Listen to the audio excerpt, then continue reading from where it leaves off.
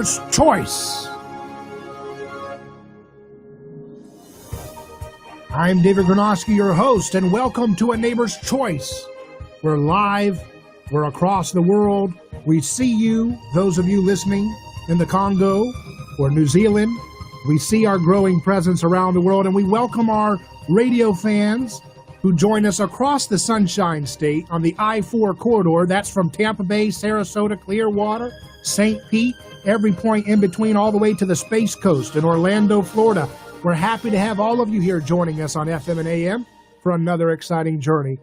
And we're happy to have our guest now, who's a state representative, and he's someone who also works as an attorney representing people pro bono who are affected in their civil liberties and their economic freedom because of erroneous, fallacious policies by local governments during this pandemic. We have State Representative Anthony Sabatini with us. How you doing? Good. Thanks for having me on. It's great to have you on again. We had you during some of the early, a few months ago with the raging pandemic, and now things are not as locked down, at least right at the moment where I'm at. But nevertheless, we have a situation in which a lot of people are still having a difficult time, getting their businesses going or having their freedom back. And I know that you've been doing some pro bono work. So I just wanted to just dive into it. What are some of the latest cases you've been working on as an attorney fighting for people's freedom? This last few months I've been occupied mostly with lawsuits. 14 different lawsuits from Tallahassee at the top of the state all the way down to Key West, various cities and counties that have enacted what I consider illegal mask mandates that violate our civil liberties, our bodily autonomy, and several other parts of the Constitution. So we've been fighting those in court, and we've had some losses. We've also had some wins, more on the political front. And it's all really just started in the last month and a half, so we got a while to go. Yeah, I saw there was a story of a gentleman in Plantation, Florida, that you were helping. Can you talk a little bit about that? Oh, yeah. Broward County, we sued them, and this was about 2 weeks ago, and their response to our lawsuit was 2 days later showing up to the business of the gentleman who was the plaintiff in the case and arresting him for not enforcing the mask mandate good enough because they peered through the window. And what they saw was that one person inside of the gym that he operates was not wearing a mask. And so without asking that person why, they just immediately issued a written arrest. And then when they realized he was not going to comply no matter what, they actually physically arrested him, brought him to jail, and he spent the night in jail. That's what's happening in Broward County. It's completely out of control. Yeah, it's to me, I saw you retweeted earlier a chart showing Japanese, the curve with daily new cases. And, the compliance over there is a lot closer to 99%. It's culturally acceptable. They're mandated. But it's clear that masks are not the end-all, be-all as they're made by people who are partisan about this, right? Yeah, exactly. Yeah, the media's lied and tried to. They realized that there was resistance with a lot of Republicans, especially conservatives, when it came to government mask mandates. So, in order to seek to divide and cause more turmoil, they essentially lied and said, "Oh, the masks are the answer to the whole solution." So, look how insane that these people are that would resist wearing masks. How crazy could they possibly be? It's the answer to the whole solution, or the whole problem we have on our hands. And if they would just do it, we wouldn't have a pandemic crisis on our hands. That was the tale that they tried to put forth.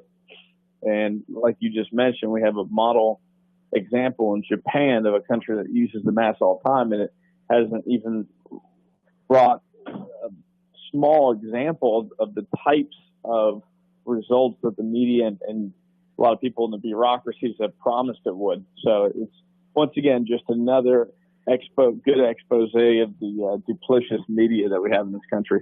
Yeah, it's very bizarre how I just don't think that the average middle-of-the-road centrist or moderate can look at this media and not see the stinky Orwellian, way that it acts, blatantly like a PR firm for a narrow political agenda. It just, at some point, the average person says, I don't know about all this conservatism and all these different isms, but I just know that's creepy, that this media acts as a PR firm for one particular party, and they try to create this one party rule where they gaslight the public into intimidating and overwhelming their, because humans are tribal and we're herd-like by nature. And when all of your media outlets is saying, you are a disgrace, you're horrible, you have to follow this way, only good people follow this way, only good people think about, this medicine or that medicine, it can only be something patented with obscene profits, it can't be a generic drug. At some point, you'd have to think that the moderates and the center would say, this is nasty, this is creepy. Do you see any signs that that's happening? Well, not quite yet. The largest demographic of voters in this country that's growing are NPAs, non-party affiliates, but I don't know how many people are independent-minded in that category enough to recognize what's going on. Mm-hmm. I think it's the same way it's always been. You have about a third of the country that's very conservative, a third that's very progressive, and the third that's in the middle just gets swayed at whatever television set they're in front of, whatever channel they're in front of. So right now, obviously, the media, by and large, has been dominated by panic people who have basically used the panic to increase ratings and just generate as much media attention as they can. It's scared, obviously, a lot of people who, if you talk to the average American, they really don't know any of the facts or stats. When I tell them, you realize that the median age of death in terms of age for a person who's died from COVID is 81 years old. Mm-hmm. They're blown away. They're like, why have I not heard that? Has nobody told me that?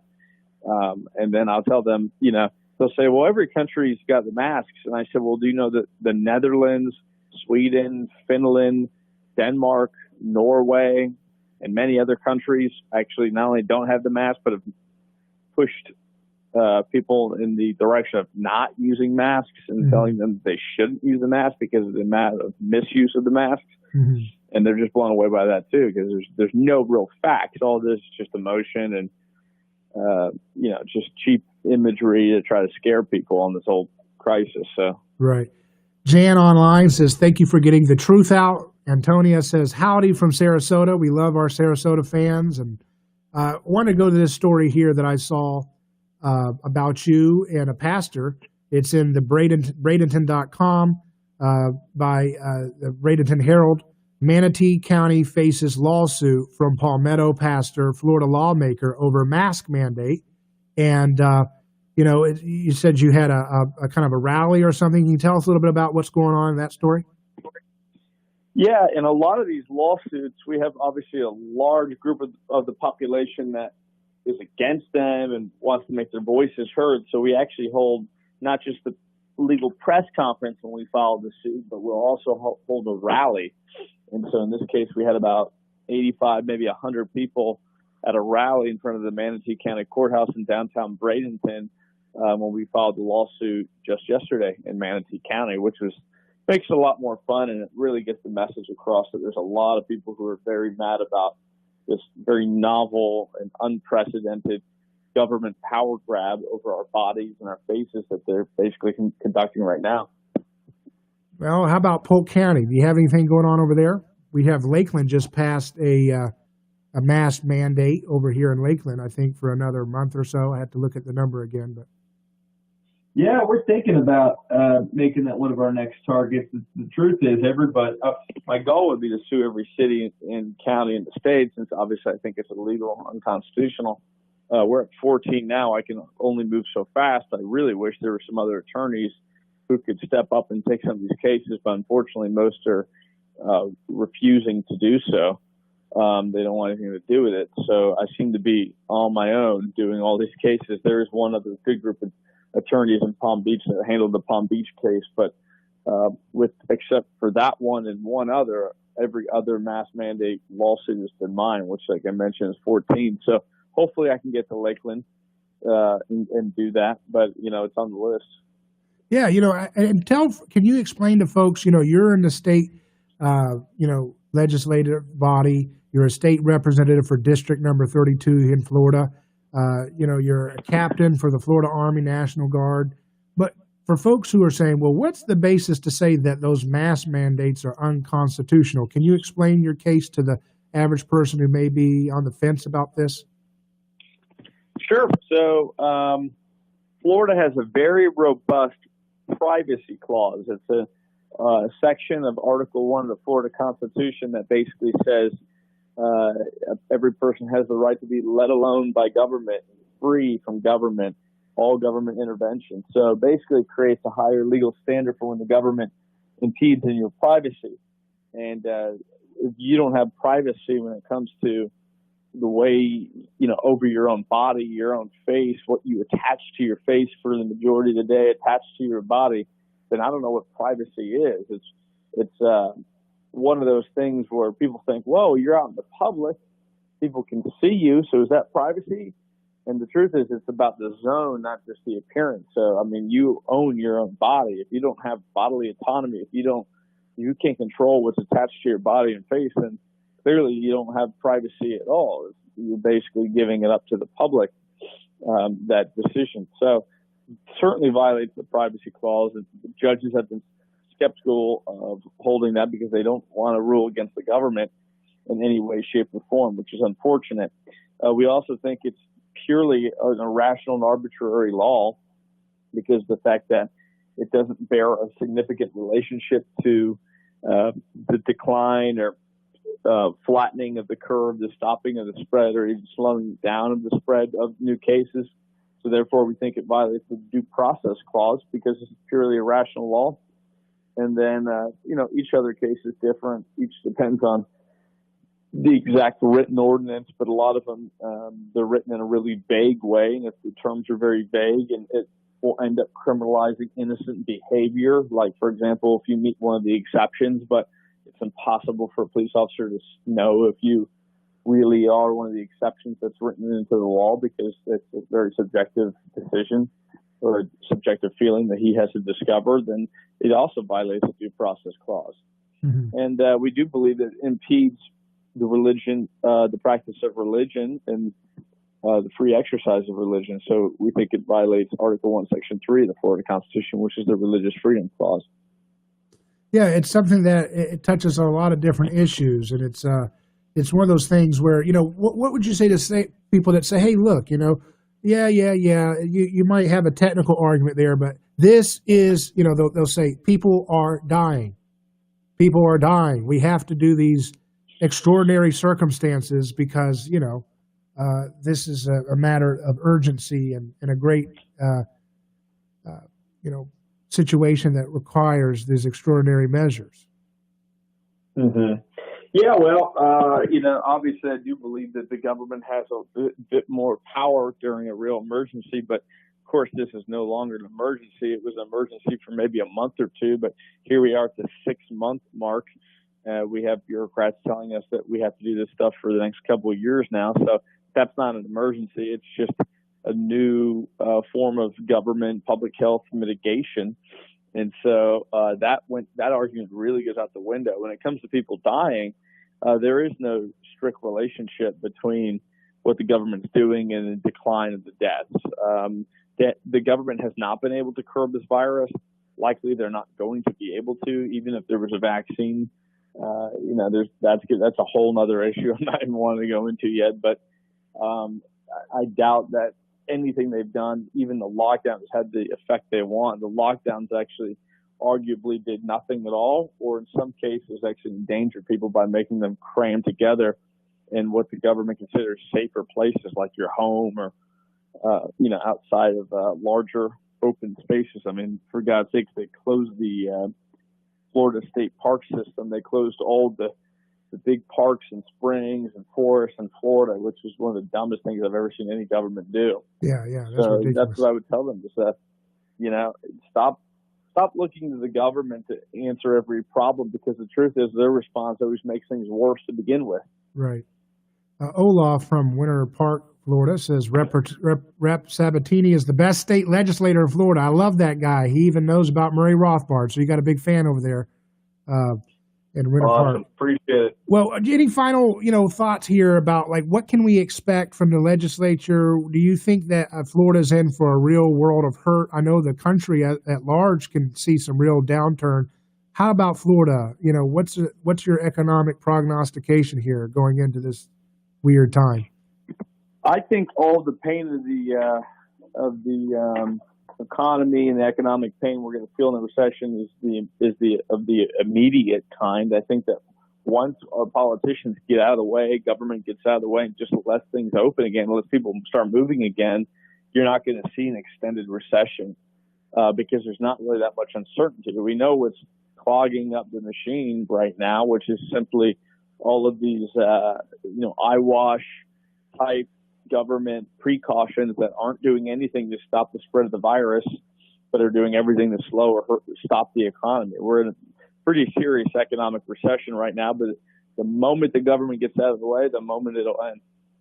Well, very good. Well, let's hope that we can get our personal liberty back and that this will never happen again because it's been an absolute tragedy for a lot of people in many different ways. So I appreciate your work, Representative Anthony Sabatini. We'll keep following your work and your Twitter page at Anthony Sabatini. Thanks again for joining us. Sounds good, buddy. Talk to you soon. Bye. Dave Granovsky on A Neighbor's Choice is here. We'll be back in just a moment, live.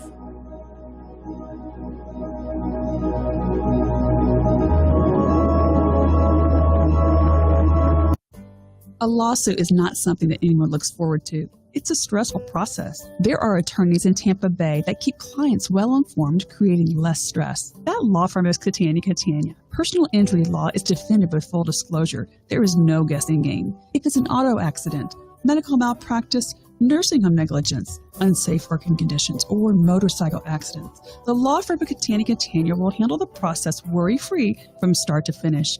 Many victims don't realize they have a claim for the loss until they talk to Catania. They only represent private individuals and treat every case as if it's going to trial.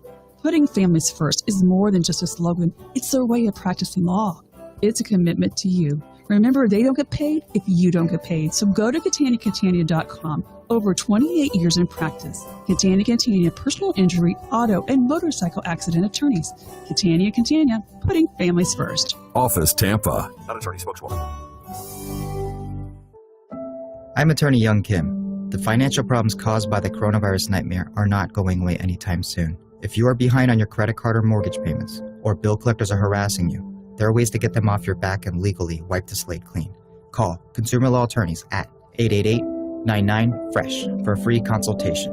Learn how we can stop the bank and collection companies and help people in debt get a fresh start. Call 888-99-FRESH, 37374. Main office, St. Petersburg. Who really pays the bulk of individual federal income taxes? This is Greg C., Truax with On the Point. I ask that question because the Democrats' presumptive presidential nominee, Joe Biden, recently said we're, quote, asking the wealthiest Americans to pay their fair share. Let's look at the facts. The latest IRS figures show us this. The top 1% of taxpayers paid 38.5% of all federal individual income taxes. The top 50% of taxpayers paid 97% of those taxes. Contrary to VP Biden's rhetoric, the facts clearly show us two things. One, the highest income earners already pay the most. And two, the U.S. already has a very progressive individual income tax. This is Greg C. Truax. Thanks for listening to 1040 WHBO. We've seen unprecedented growth in listening over the last several months. Our ad partners are experiencing great success, and we thank you for supporting the many advertisers on this station. If you own a business or handle the marketing for a business, contact us. We'll get your message across the many media platforms we own. Call 813-250-3883. That's 813-250-3883. Or send us a note, web@radiogenesis.com. That's web@radiogenesis.com.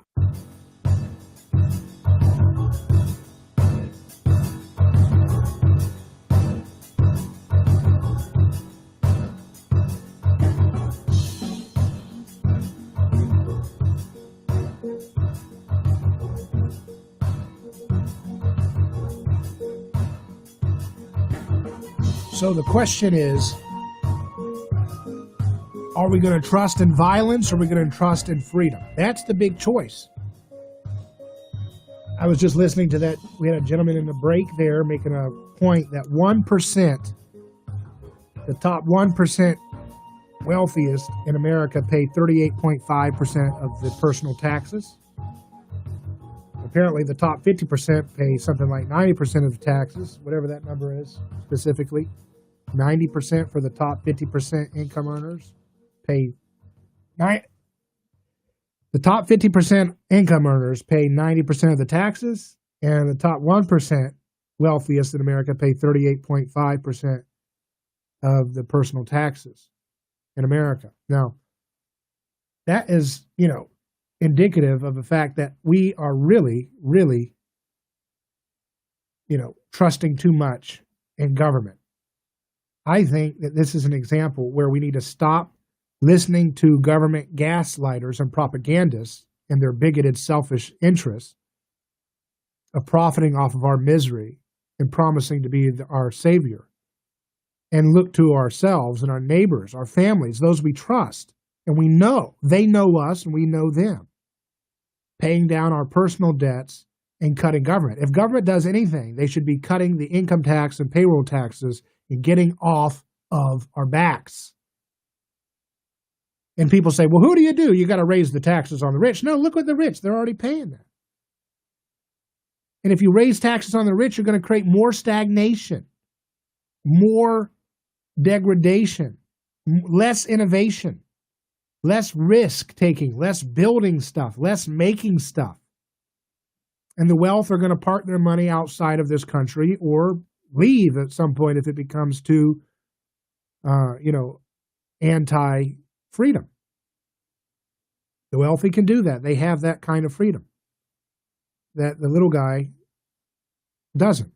And the folks who are poor or middle class, we shouldn't have to be paying these taxes either, so that we can actually build stuff and make stuff and keep this economy from spiraling into a terrible recession. So what's it going to be? Is it going to be fear that wins the day? Fear and violence, because the government is violence. That's the definition of government. Look at what George Washington said. Government is a monopoly on violence. It's force. That's what it is. What's going to be the winning factor? In the end, liberty and freedom will always overcome. The market will always overcome the petty tyrants and despots that we put up with because we're religiously addicted to worshiping government, some of us. But in the short term, we can make it a lot better for us too by disengaging the religion of the state. And it's designed to try to control our entire economy, our health, our wealth, everything parasitically. It's got to go. It's got to get off of our backs and get out of our lives. And it takes real courage, real adults to stand up and make that happen. We'll be back in just a moment with a short news break. We'll be back.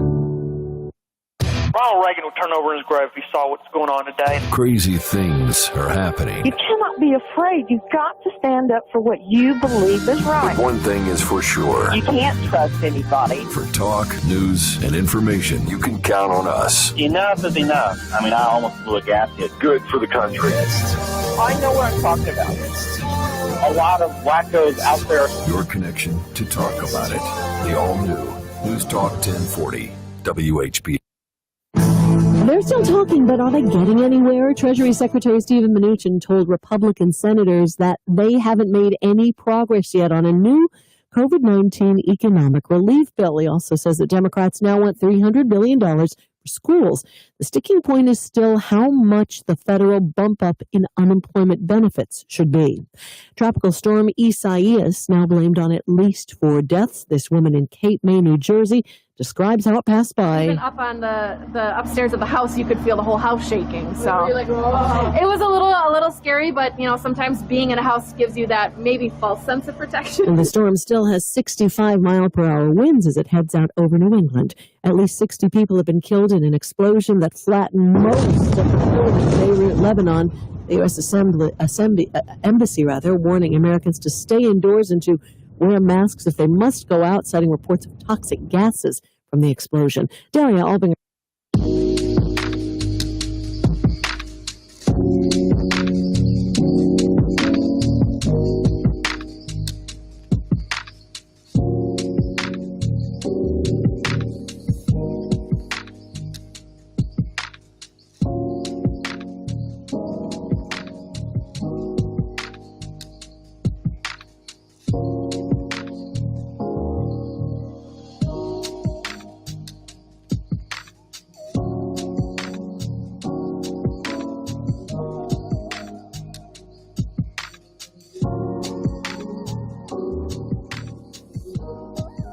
Welcome back to A Neighbor's Choice. David Granosky here.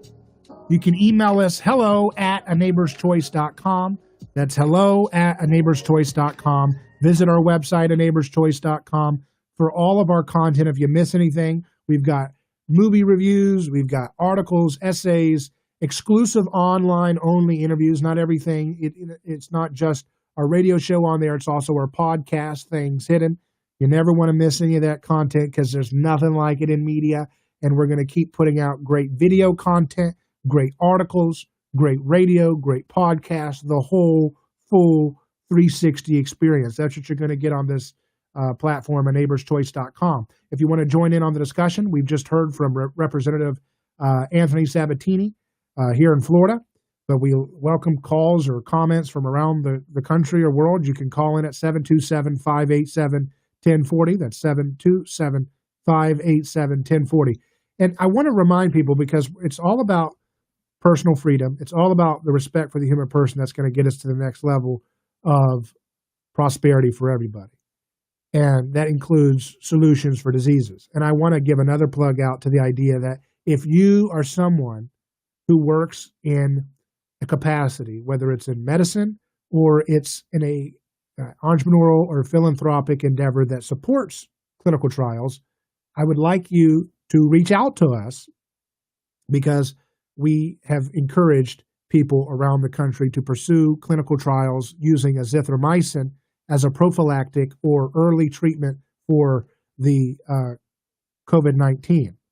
And I want to continue to reiterate that if you know someone or you yourself work in medical, whether you work at a university or you know someone who does, or you work in a hospital or a medical research group, or perhaps you're a philanthropic group who looks to support clinical trials, we would like to put that conversation together with the right people on the ground, the medical professionals, to try to get a clinical trial done. Because look, we're here to be an information, house, a place where you learn, you grow, and we connect people together. This is what it means when we talk about network news. It involves a network of folks who want to do what's right, who want to do something new, meaning find a solution for problems that people have, right? That's a win-win way to look. And we're going to keep that positive mindset, and we're not going to be bogged down by the stupid tribalism of politics, because politics is the problem. So if you're listening and you have a tip or someone you'd like to recommend, email us hello@aneighborschoice.com. That's hello@aneighborschoice.com. Send us an email. We'll put you in touch with the folks that we're hearing from who want to help facilitate medical double-blind studies. Again, it's something we're just going to connect people. It's not what we do, but we connect people. We make things happen. That's what media should do, not just sit. Think about how old-fashioned the old TV media is. All they do, they don't do any critical thinking. They don't roll up their sleeves. All they do is protect the old guard. They're not progressive. There's nothing progressive about the media. It's reactionary. It's old. It's stinky. It's outdated. It's crusty. It smells awful. Just the way they talk and the way they try to, manipulate people to just be complacent. And they use words like science is settled. They don't know anything. They don't even know what science is. They don't know how to spell science. Okay? And that's just what we have to have. We have to stop letting bullies dominate the conversation. We want everybody to have win-win solutions. And that includes the people who are hateful, that hate us for no reason. They hate people who love freedom.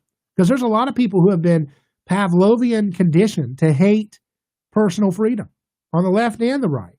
and everybody in between. There's a lot of people who've been, oh, you want personal freedom, you're selfish. It's like, no, government bureaucrats are selfish. They're self-interested.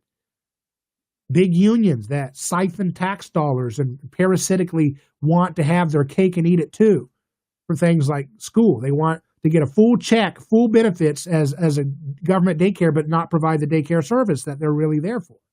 That's scam. That's garbage. That's what public unions are doing in government schools.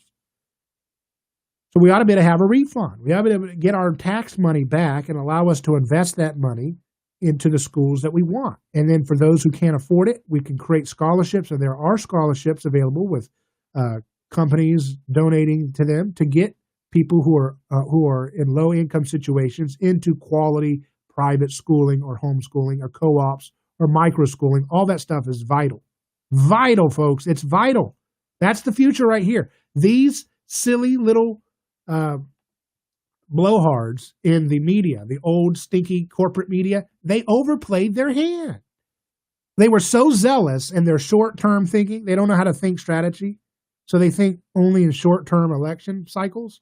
They were so overzealous to stop Trump from ending the occupation of people of color in Afghanistan that they went and they almost killed the golden goose, which is their monopoly control of education, which they use to manipulate and condition people to be conformists and to be bystander effect, to put that into place when it comes to pillaging our liberty and our prosperity for the little guy and the little woman, the small business owner.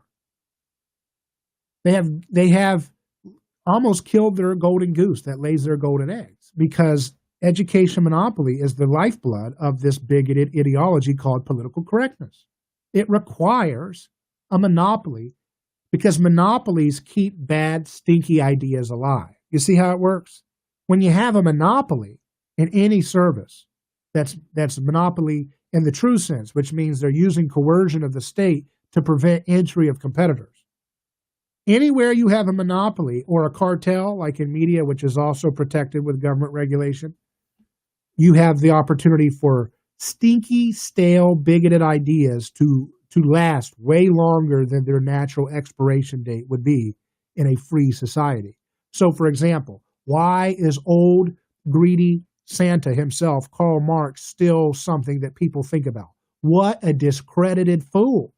100 million people dead because they tried his experiment, because he was jealous of Jesus, didn't have the guts to go the whole way and be nonviolent, had to be petty and angry.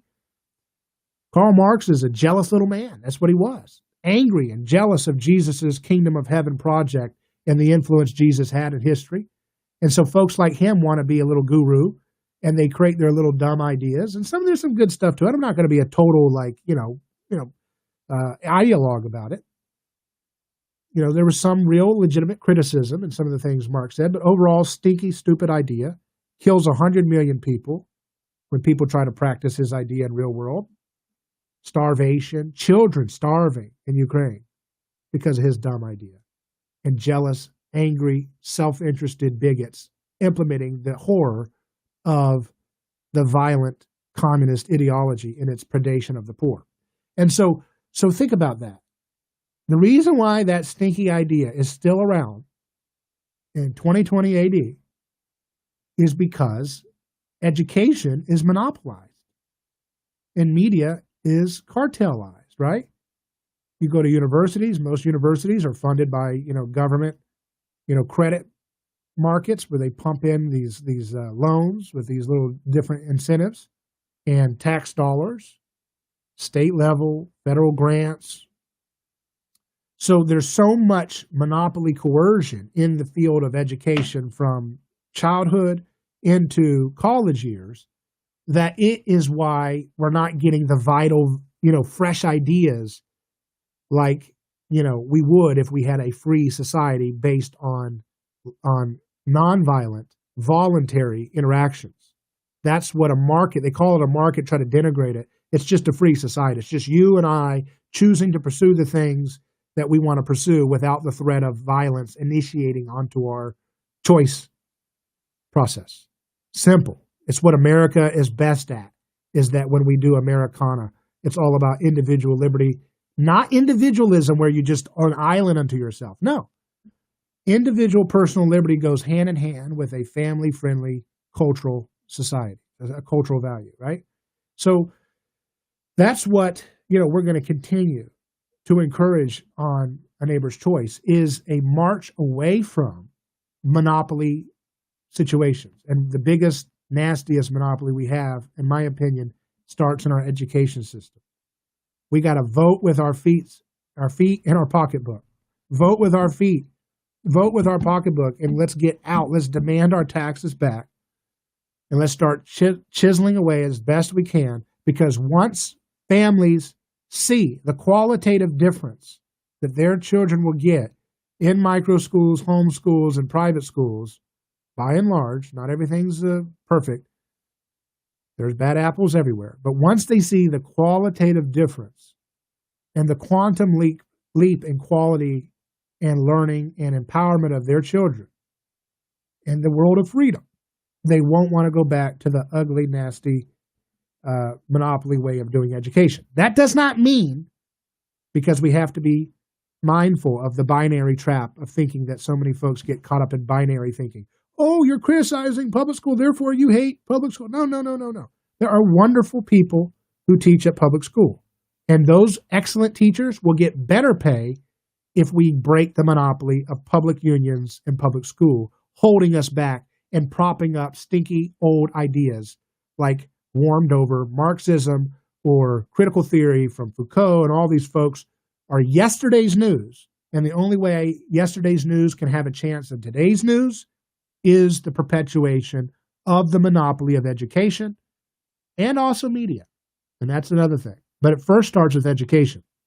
Because if you are educated at a young age with critical thinking, then when you see these dumb little websites like Facebook and Twitter and YouTube try to manipulate you, you'll see it, and it won't do anything to you, right? You'll have proper intellectual defense and discernment to be able to see the garbage and just say, that's a joke, and then you don't care about it. But if you don't have educational freedom, then you're going to have a hard time doing anything to stop the gaslighting going on by the bigots that run the social media oligarchs, right? So it starts at the youngest age. It starts also into middle school, high school, elementary, college, the whole thing. You start there and you train people on how to critically think, how to analyze things, how to weigh different perspectives of the truth. That's what paradox is. Being able to weigh things that are tough and not be able to just be, emotional appeals. Because everything about the elite or the failing elites is all about, appealing to your emotion because they think that you don't have critical thinking skills to overcome their emotional play. So they always will present a horror story of someone in a virus pandemic to get you to sit down and be told what medicine you can take, to be told what you can think, to be told when you can get out of the house, to be told, what you're supposed to look like. You got to wear a mask while you cut grass. You got to wear a mask while you walk through the Sahara Desert. Pathetic, stupid stuff. Totally groupthink nonsense. And they do that because they play on your emotions. They get you scared. They get you feeling vulnerable. They get you feeling isolated. They get you feeling, helpless. And then that's when they can, lead you into bad ideas that they think will help the status quo keep and maintain their monopoly power. So it's all comes back to a few people, courageous men and women, right now, listening to me now, making the step to free themselves from these monopoly things. Monopoly banks, monopoly Wall Street, monopoly money system, monopoly education garbage, all of it. Just getting out of that stuff and taking care of your family, taking care of your neighborhood, loving your neighbor as yourself. It's so simple. And it's something that we're going to continue to unpack, how that simple message of personhood unlocks so much wisdom for our daily lives. There is no show that gets more practical for your personal benefit on broadcast radio than what we're doing. And it's not a brag, it's the truth. It's not bragging if it's true. And that is, we get into the topics on the on the understanding that personhood is paramount, not collectivism, not violence. Freedom wins over fear. Freedom wins over violence. Violence is the way of the old, outdated way. Stinky Karl Marx, nasty ideas, wicked, sick, pathetic. They're gone. And we're moving to a better place where we're going to have innovation. We're going to have win-win solutions. We're going to have wealth and abundance because people love their neighbor as themselves and they take their personal freedom back. I'm David Gronowski, back in just a moment.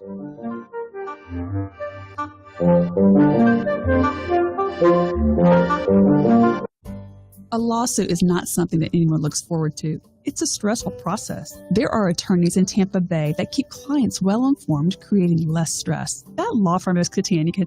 Personal injury law is defended with full disclosure. There is no guessing game. If it's an auto accident, medical malpractice, nursing home negligence, unsafe working conditions, or motorcycle accidents, the law firm of Catania will handle the process worry-free from start to finish.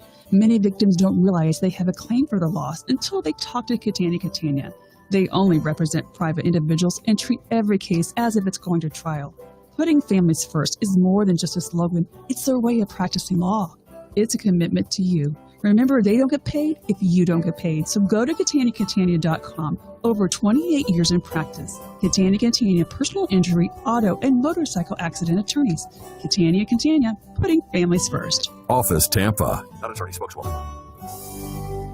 Do not stop taking a prescribed medication without first consulting your doctor. Discontinuing without your doctor's advice can result in injury or death. Attention Zantac users. The FDA requested that manufacturers pull Zantac and products containing ranitidine off the market, noting exposure to unacceptable levels of a cancer-causing agent. If you or a loved one was diagnosed with cancer after regular use of Zantac or ranitidine products, you may be entitled to financial compensation. Call Action Legal Group now for a free consultation. Call 866-321-1729. That's 866-321-1729. Steven. Who said that? Me, down here. Ugh, what are you, a yellow booger? I'm a banana slug, Steven. Well, what are you doing in my room? I'm your sense of adventure. Don't you remember me? Don't you know that we miss you? Miss me? Who misses me? You know, all your friends in the forest. The trees, the pond, that little fort that you made out of branches. We all miss you. Mom took me to the forest last year. I'm a slug, Steven. It took me a long time to get here. Oh, I guess that makes sense. The forest is not that far away. Have an adventure today. I'm sure your mom would take you. You're right. I should get out. I want to have fun. Play in puddles, catch frogs, and climb trees. Hey, Mom! Yeah, hon? Steven, what is that in your hand? It's my sense of adventure, Mom. It's telling me we need to get out of the house and have some fun in nature today. Come to the forest where the more adventurous you lives. Check out discovertheforest.org for cool places nearby. Brought to you by the U.S. Forest Service and the Ad Council. Nobody wants to get ripped off, broken into, or robbed, but nobody wants to pay a lot of money to have their home protected either. I've got an offer to tell you about to provide home security for your home. For less than $1 a day with no other costs, you can get your home secured. Plus, get a lifetime equipment replacement warranty. You need protection for your home. Call the Home Security Hotline right now. 800-361-3491. Again, that's 800-361-3491.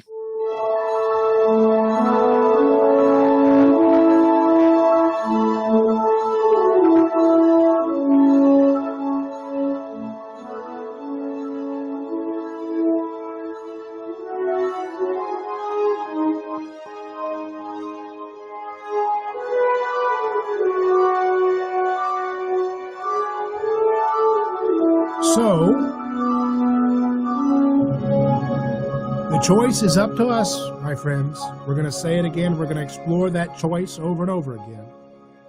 That choice is between freedom, love on one hand, and fear and violence on the other. The old failing media, oftentimes, not even knowing what they're doing, lost in confusion. They're lost. They're confused. They don't know what's happening. And they cling to their old-time religion called worshiping government, which is a monopoly on the use of violence, to try to find meaning. And it will never find meaning because the forces of freedom and love will prevail. They are prevailing in history because the master of history is in charge. That is Jesus. 2,000 years later, the personhood revolution that Jesus inaugurated into history is transforming cultures all over the world. And that's something you can learn about on my podcast, Things Hidden. Just search for Things Hidden Podcast on any search engine, DuckDuckGo, wherever you like, and check it out. So there's two stories. You got this meme I'm looking at, says a 1% drop in GDP is a recession. We called a 6.5% drop in GDP the Great Recession. In 1929, we called a 15% drop in GDP the Great Depression. So what the blank, the guy says, do we call a 33% drop in GDP? Well, we call it the stupidity of government, trying to make themselves look like heroes and not wanting to be blamed by crowds that get whipped up by their media into a stupor. And it's okay. I understand that people get caught up in herd mentality, but we have to be able to walk that herd off a cliff. Walking away from the cliff, I should say. Sorry. Walking away from the cliff. What the groupthink media does is walk you right the heck off the cliff. And I want to contrast that with another story. So you got the GDP damage that we've seen because of foolish coercion, vicious, heavy-handed policies from the state, various forms of government meddling, printing money out of thin air, stupid, don't even know how to create wealth. Totally dumb. The ideas are dumb, and we have to reject them and see them as pathetic as they are so that we can just let that stuff go and then look to the future. Here's an example of what the future looks like. In his new book, Lifespan, celebrated scientist David Sinclair lays out exactly why we age and why he thinks we don't have to. This is a story in getpocket.com. The title is, This Scientist Believes Aging is Optional. This is talking about David Sinclair, a Harvard professor who we had on the program right at the beginning, right before this pandemic politics thing started taking off in March, right around that time. And we had him to talk about the virus, but we're going to have him on again soon. Things work out, because it's the kind of stuff we do. We have the best, interesting minds thinking into the future. It sounds crazy, the article says. Sinclair, he says that we can double our life expectancy and live healthy, active lives right up until the end. His 2019 book, Lifespan, Why We Age and Why We Don't Have to, is out. So this is a story basically just setting the table for his thesis that he believes we can repair malfunctioning family of proteins, which could be the critical cause of aging. And he recommends things, simple things we could do. Cold exposure, exercise, calorie reduction. I would add understanding ketosis is important. That he says that those things could help slow down the side effects of aging and stave off diseases associated with getting older. Fasting in particular, the article says, has been well supported by other research. In various studies, both mice and yeast that were fed restricted diets lived much longer than their well-fed cohorts. So fasting fasting takes you into a state of ketosis. You can actually eat in ketosis by eating a healthy, natural fats-based diet, not vegetable oil, garbage oils, but natural healthy fats,